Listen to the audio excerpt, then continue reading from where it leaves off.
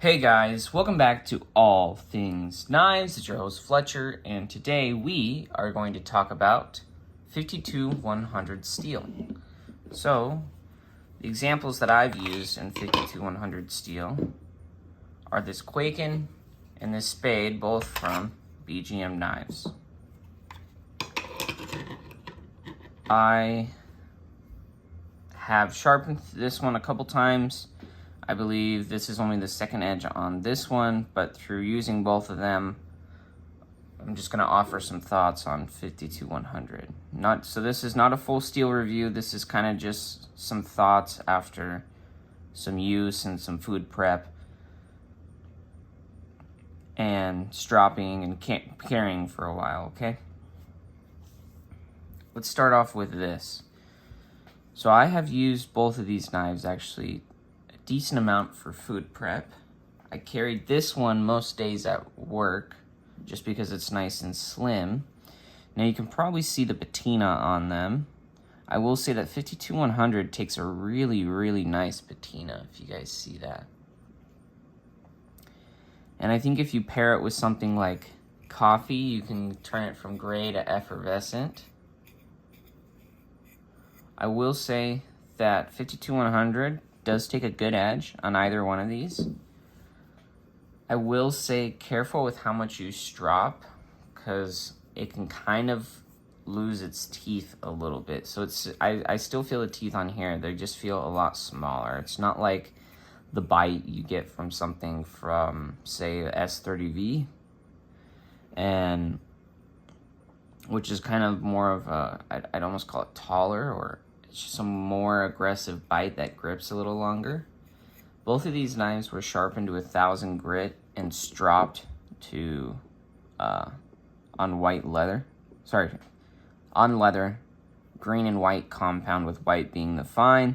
If there are still any burrs that needed to be knocked off, then went to 1 micron.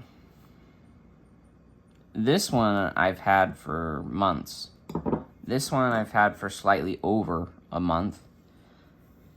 Both, given their geometry, perform really well. This is probably no surprise to anyone, but the edge retention, I'd say, is probably closer to something like AUS 8 or something slightly above that. Maybe like a 154 cm. Maybe slightly less than like a 154 cm, just for how long the edge lasts. But this one I have stropped back 2 or 3 times. So they strop back really well. 52-100 will strop back phenomenally well.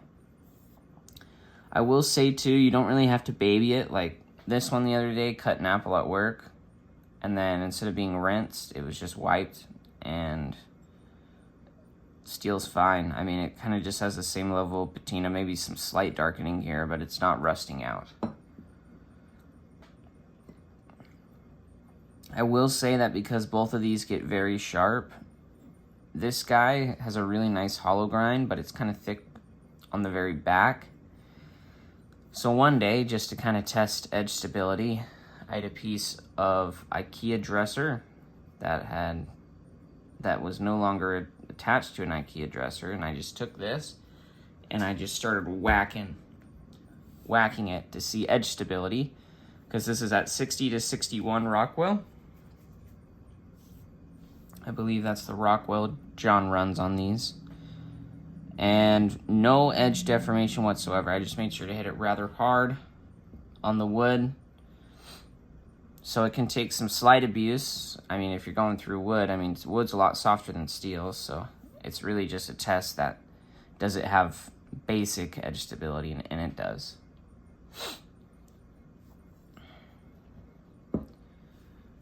One more thing I will say about 52-100 is, with how the patina developed, I actually wouldn't feel bad about having this in a kitchen knife. I'd actually feel pretty good about it. It's done really good on this Spade with really just overall nice geometry. This full flat, stock isn't too thick on the back. good edge. It just, because you get those really nice edges with it, you know, because it's a carbon steel. I will say it does actually take a polish rather well. 5200, it's a ball bearing steel, so that actually makes sense, the fact that it took a polish well, which is probably why I recommend not stropping a lot with this. Is you still have your bite, but it can over polish because it's a bearing steel. It's meant to be polished. And I will say I did over time start to get a little bit of patina on my edge. You guys, I don't know if you guys can see that, where it's a little darker and then lighter on one part. The edge did start to patina. I'm not really too worried about that. Another thing I will say is that 52 and 100 is rather affordable. And if you don't have the money for a nicer, basically super steel, 52-100 can kind of fill in that spot, and you get a nice, tough steel that strops really well. This steel will strop back really well. There was a day where this was just done. It would no longer cut paper. I took it to a strop, slicing through, no problem.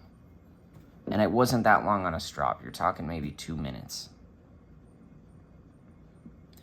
This is a good work steel, 52-100.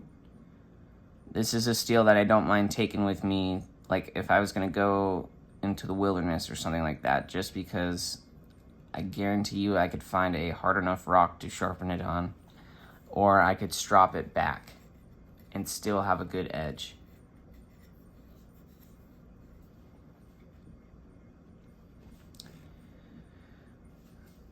I will say too that because of the stropping ability, I would say the edge retention should probably get higher marks, because I would count that as part of the edge in terms of how far you can strop it. Because if all it takes is for me 2 minutes of going back and forth on a strop and I'm back to raising sharp, I wouldn't really call that sharpening. You know, you're stropping it back and basically just realigning the steel. One thing I would like to see is I would definitely like to try 52-100 in a higher Rockwell, just to see how maybe the attributes change up. The steel itself, I didn't really have any preconceived notions of before getting it. I just kind of was like, well, let's see how it does. You know, it's a carbon steel, so I tested out the patina, and I liked how the patina developed.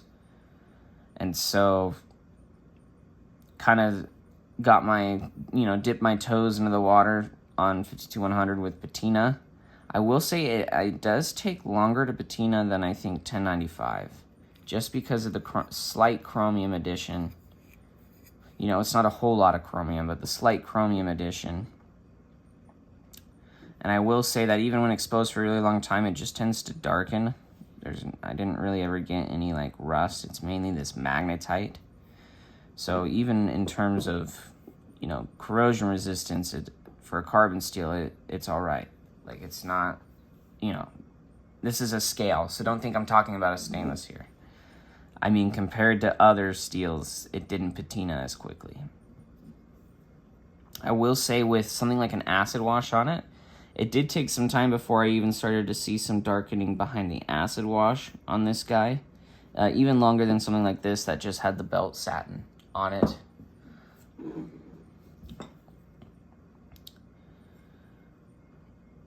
No rust on this guy though, and I think the acid wash definitely played a role. So if you're not big into patinas, or you want to control that patina so that you aren't getting any rust, acid wash on 52-100 is probably a good way to go.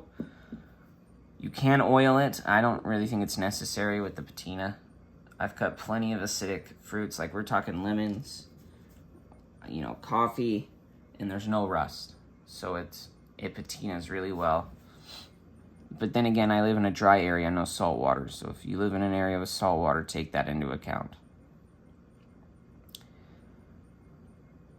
In terms of final conclusions, kind of going to go back to a point I made earlier, if you can't really afford a super steel and you would like to try a steel that has the ability to sharpen easily, that can strop back well, is tough, like a lot of those super steels out there, I think 52100 is a good way to kind of dip your toes into the water, get used to a carbon steel. It's affordable too, and I think it would make a great work knife because it'll just keep asking for more. It'll say, oh, that's all you got? Come back later when you have more for me to do. And as long as you know how to strop too, your edge will last a really long time. And so in terms of throughout the week, minimal maintenance really is all that's required. As always, guys, thank you so much for watching. Leave those comments down below. Any thoughts on 52100? Maybe any questions? Remember, this is more of my thoughts on it. This isn't really like a review. So if I do get the chance to get maybe some pocket knives in 52100 or maybe some more blades in 52100 with a varying heat treat, I think we'll definitely do a full review with a journal for these guys. If you guys did like the video, go ahead and subscribe.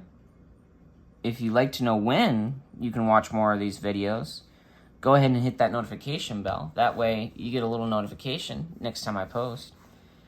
Thank you guys so much for watching, and most importantly of all, don't you forget to stay sharp.